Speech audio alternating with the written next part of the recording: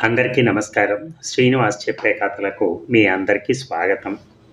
ఇప్పుడు మనం వినబోయే కథ చిట్ట చివరి ఆలోచన. రచన సలీం గారు. మరి కథలోకి వెళ్దామా? ఈరోజు నా పుట్టినరోజు. నిన్న రాత్రి అంతా మంచం మీద అసహనంగా దొర్లుతూ గడిపాను. ఆలోచనలు. రేపు పుట్టినరోజు పండుగను ఎలా జరుపుకోవాలని ఆలోచిస్తూ కలత నిద్ర. మొట్టమొదట నాకు హ్యాపీ బర్త్డే ఎవరు చెప్తారో? కోల్కతాలో ఉన్న విమల్ రాయ్. ఓహ్, అంతకన్నా అదృష్టం ఏముంటుంది? ఎంత బాగుంటాడో! నవ్వితే మరీను. మగాళ్లలో అంత అందమైన నవ్వు చాలా అరుదు. బెంగళూరు నుంచి సునీల్ చెప్తాడేమో. 30 ఏళ్లకు మించి ఉండదు వయస్సు. కానీ టీనేజ్ కుర్రాళ్ళ ఎంత చిలిపో. పరిచయమైన మొదటి రోజే మీరు చాలా అందంగా ఉంటారు తెలుసా అన్నాడు. ఎంత తెగింపో. తిడతానేమో అన్న భయం కూడా లేకుండా. తిట్టాలనిపించలేదు. అదే మాట మరిన్నిసార్లు అంటే బాగుండు అనిపించింది. పరిచయమైన రెండో రోజు మీ బుగ్గల్లో సొట్టలు బాగుంటాయి తెలుసా, మిమ్మల్ని డింపుల్ కపాడియా అని పిలవచ్చా అన్నాడు. నా బుగ్గల్లో సొట్టలు మరింత గాఢమయ్యేలా నవ్వుకున్నాను. ఉదయం 6ంటికి లేచి తలారా స్నానం చేశాను. పుట్టినరోజుకని ఇష్టపడి కొనుక్కున్న నెమలీక రంగు పట్టు చీర కట్టుకున్నాను. నిన్న సాయంత్రం కొని ఫ్రిడ్జ్లో దాచిపెట్టిన మల్లె చెండు జడలో తురుముకున్నాను. అమ్మో, ఎంత పెద్ద జడో! నాగుపాములా బారెడుంది. మీరు జడలో పూలు పెట్టుకుంటే చీకట్లోంచి వెలుతురుని చిరునవ్వుతో బయటకొచ్చే సూర్యుడు గుర్తొస్తాడు తెలుసా అంటాడు జీవన్. బ్రేక్ఫాస్ట్తో పాటు పాయసం చేశాను. మధ్యాహ్నం పులిహోర చేయటానికి చింతపండు నానబెట్టాను. 8ంటికి నిద్రలేచి హడావిడిగా తయారయ్యాడు మోహన్. ఈరోజు బోర్డు మీటింగ్ ఉంది, తొందరగా వడ్డించు అన్నాడు డైనింగ్ టేబుల్ దగ్గర కూర్చుంటూ. అతని ప్లేట్లో 2 ఇడ్లీలు వేసి కొబ్బరి పచ్చడి, దాని పక్కనే కారప్పొడి వేశాను. నెయ్యి వడ్డించమంటారా? నెయ్యి గిన్నెని చేతిలో తీసుకుంటూ అడిగాను. వద్దు అన్నాడు చేయి అడ్డం పెడుతూ. తినటం పూర్తయ్యాక పాయసం ఉన్న చిన్న గాజు గిన్నెను అతని వైపు జరిపాను. ఇదేమిటి అన్నాడు పక్కకు తిరిగి నాప్కిన్తో చేయి తుడుచుకుంటూ. గాజు గిన్నెలో నోరూరిస్తూ పాయసం, మధ్యలో దోరగా వేయించిన జీడిపప్పు, కిస్మిస్. చూస్తేగా తెలిసేది. పాయసం అన్నాను. అప్పుడు చూశాడు గిన్నెలోకి. ఉదయాన్నే పాయసమా? ఏమిటి విశేషం? ఈరోజు ఏమైనా పండగ అన్నాడు. పెళ్ళై 17 ఏళ్ళు కూడా కాకుండానే భార్య పుట్టినరోజును మర్చిపోయిన వ్యక్తికి దాన్ని గుర్తు చేయాల్సిన అగత్యం ఏర్పడినందుకు అభిమానం అడ్డొచ్చి ఊరికే తినాలనిపించి అన్నాను. నీకు తెలుసుగా నాకు స్వీట్ ఇష్టం ఉండదని. గిన్నెను దూరంగా నెట్టేస్తూ లేచి నిలబడ్డాడు. బ్రీఫ్ కేసును అందుకుని ద్వారం వైపుకు నడుస్తూ ఆగి వెనక్కి తిరిగి నా వైపు చూసి ఆగిపోయాడు. అడగడం మర్చిపోయాను. ఉదయాన్నే పట్టు చీర కట్టుకుని తయారయ్యావు. ఏదైనా పేరంటానికి వెళ్తున్నావా? లేదు అన్నాను ఒకంత అసహనంగా. షాపింగా? కోపంగా చూశాను. అతనికి అకస్మాత్తుగా గుర్తొచ్చినట్టుంది. ఓ, ఇది నీ పుట్టినరోజుకని కొన్న చీర కదా. ఈరోజు నీ పుట్టినరోజు కదా. సారీ, మర్చిపోయాను. పని ఒత్తిడి, నీకు తెలుసుగా. Many many happy returns of the day అన్నాడు అక్కడే నిలబడి. దగ్గరకొచ్చి కౌగిలించుకుని చెప్తాడు అనుకున్నాను. కనీసం చేతులు కలిపి వాచ్ వైపు చూసుకున్నాడు. ఓ, ఆల్రెడీ లేట్, బాయ్ అంటూ వేగంగా కారు వైపుకు నడిచాడు. తలుపుకు గడియ పెట్టి లోపలికి వస్తున్నప్పుడు ఒంటరితనం ఎదురొచ్చి భయపెట్టింది. ఇల్లంతా నోరు చేసుకుని మింగేయటానికి వస్తున్న రాకాసిలా ఒంటరితనం. మోహన్ పక్కనే ఉన్న పగబట్టిన పాముల మనసును చుట్టుకుని బుసలు కొట్టే ఒంటరితనం. ఎవ్వరూ లేనప్పటి ఒంటరితనం కన్నా అందరం ఉన్న లోపల విధ్వంసం సృష్టించే ఒంటరితనం ఎంత భయంకరమో నాకు తెలుసు. పాయసం తిందామనుకున్నా మనసు ఒప్పలేదు.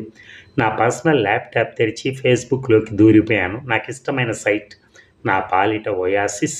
ఎడారిలో దాహార్తితో అల్లాడే వ్యక్తికి చల్లటి తీయటి నీటి చలమలాగా ఏడ్చి ఓ కన్నీటి బిందువులా మారిపోయిన హృదయానికి సాంత్వన.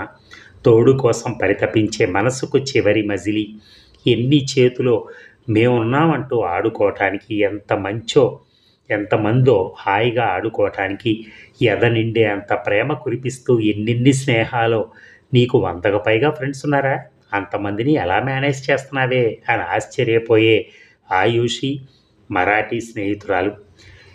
ఫేస్బుక్ తెరవగానే పుట్టినరోజు శుభాకాంక్షలు గులాబీ పూల రెమ్మల్లా జలజల రాలిపడ్డాయి. నేను ఊహించినట్టుగా మొదట విష్ చేసింది విమల్ రాయ్ కాదు, జీవన్.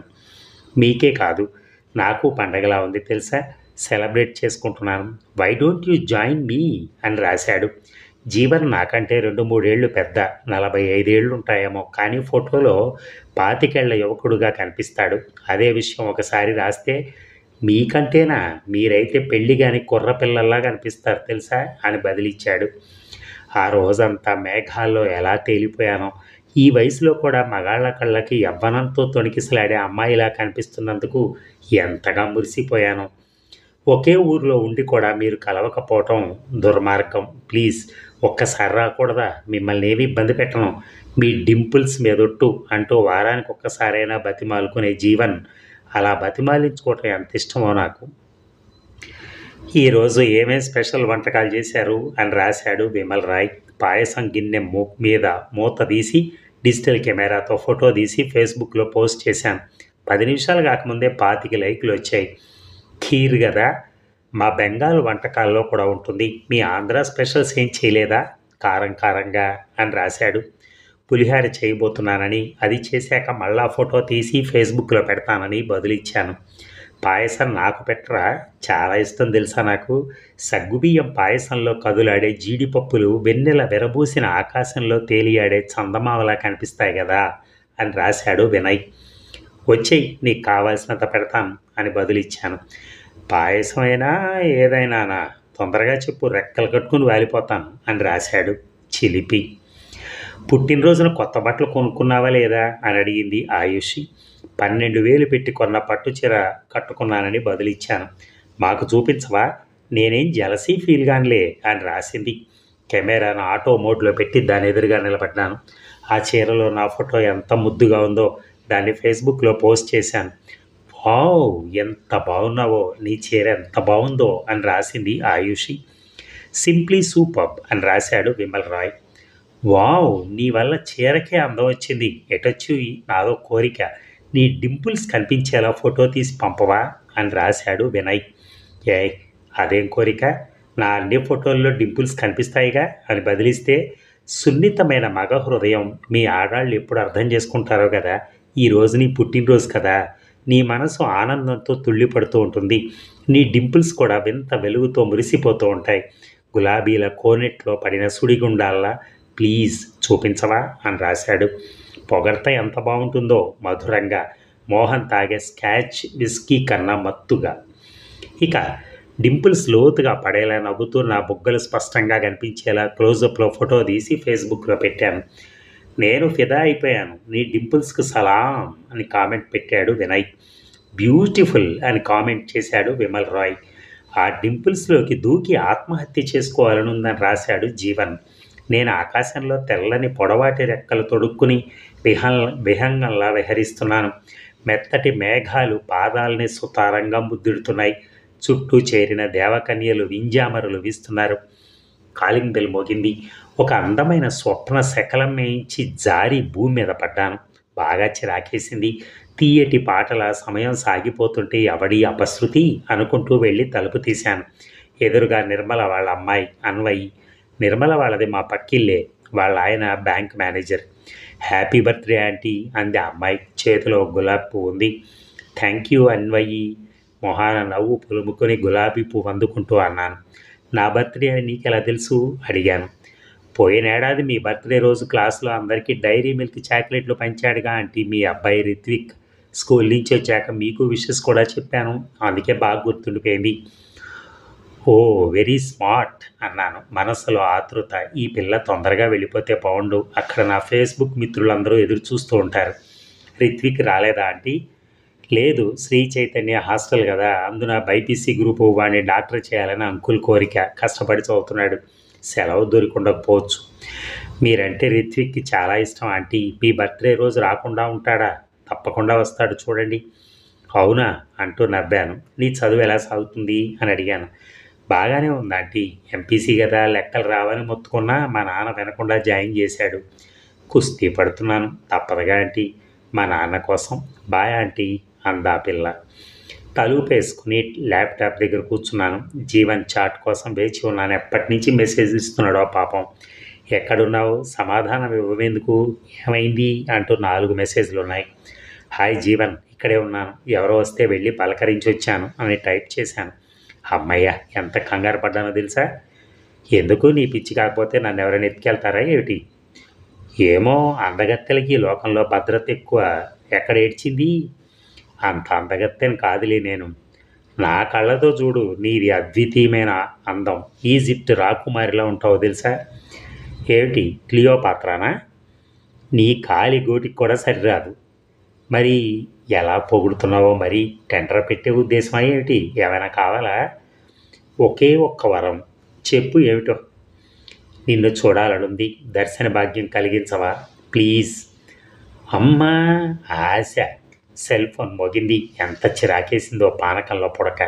నెంబర్ చూడకుండానే కంప్యూటర్ మానిటర్కి కళ్ళు అతికించి పెట్టి హలో అన్నాను. Mummy, happy birthday. రిత్విక్ గొంతు.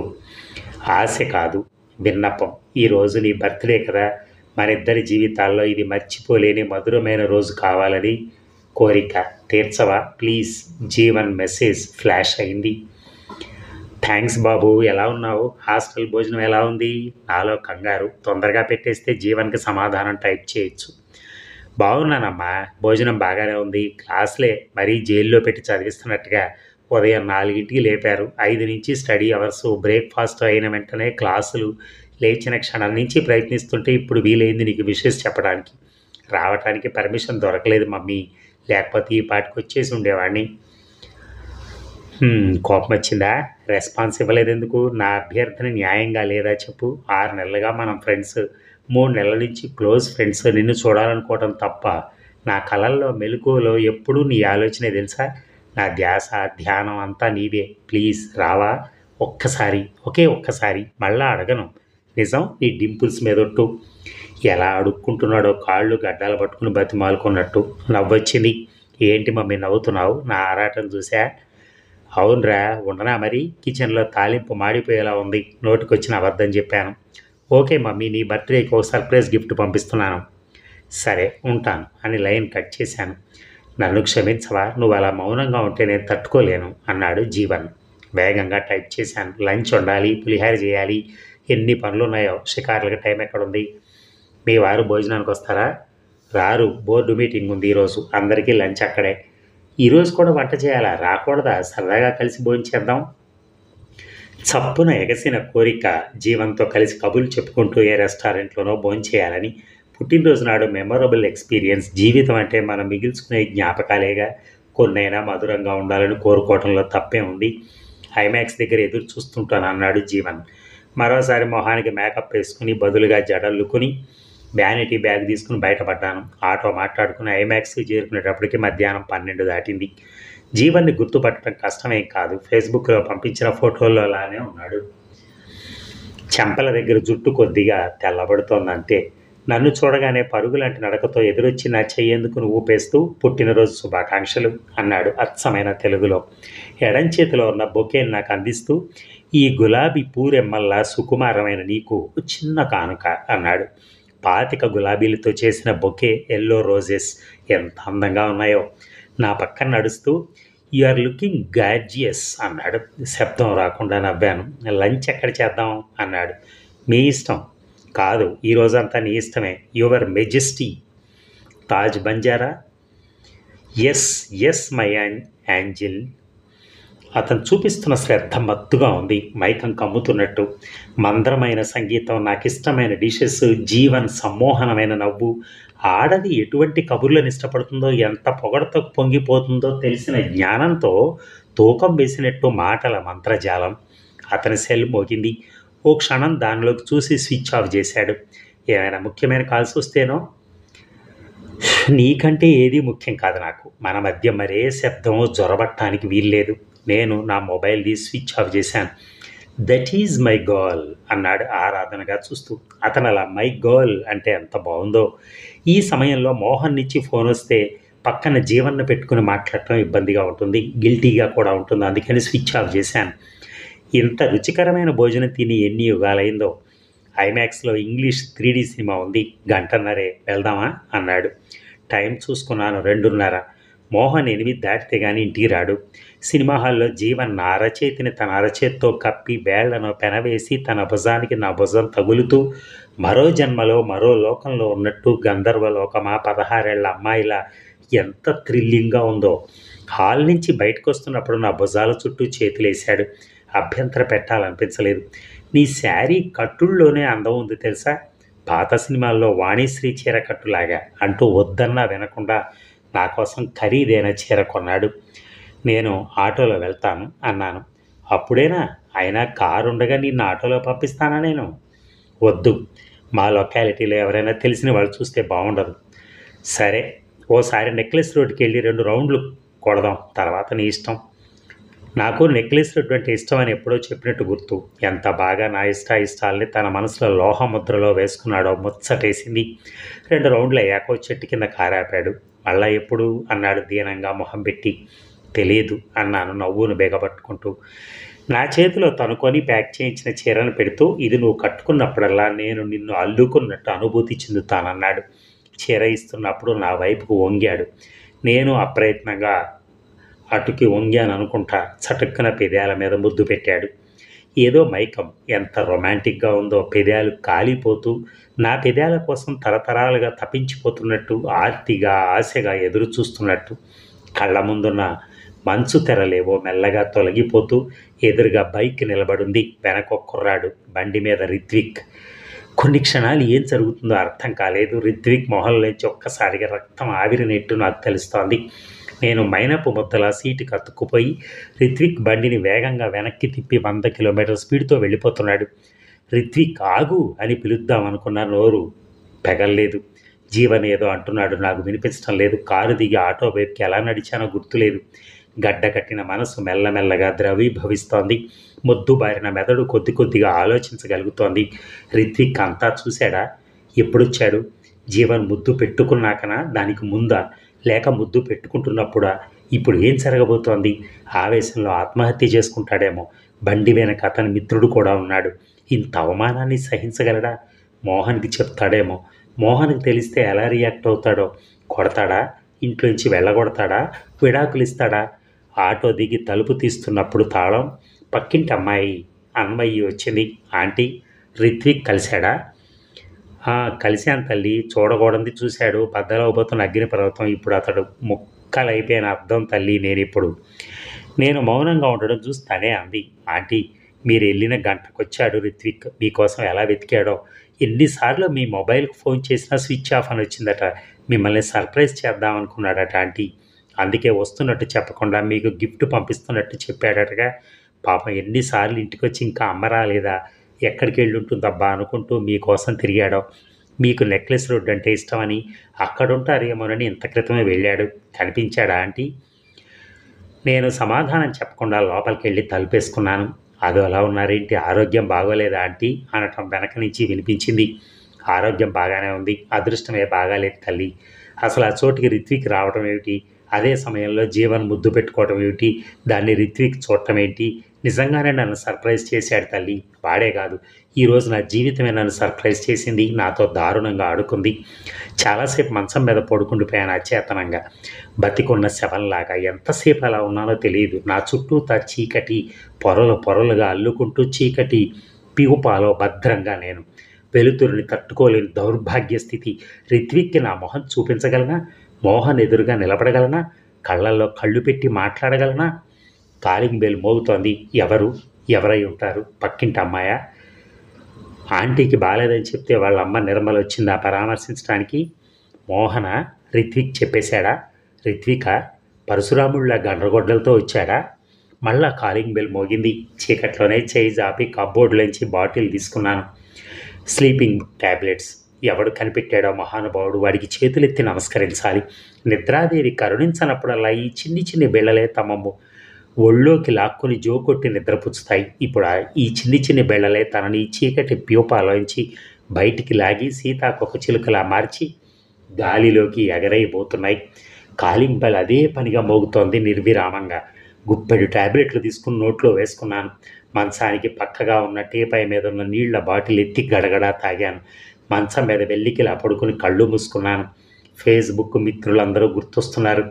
శాశ్వతంగా వెళ్ళిపోయే ముందు ఫేస్బుక్ తెరిచి అందరికీ గుడ్ బై చెప్పుంటే బాగుండేదన్న ఆలోచన కళ్ళ ముందు మొదట మెల్లగా, తర్వాత వేగంగా విస్తరిస్తూ ఉన్నటువంటి చీకటి సముద్రం.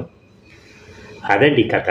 ఈ కథ నవ్య వీక్లీలో 2012 డిసెంబర్ 12వ తారీఖున ప్రచురితమైంది.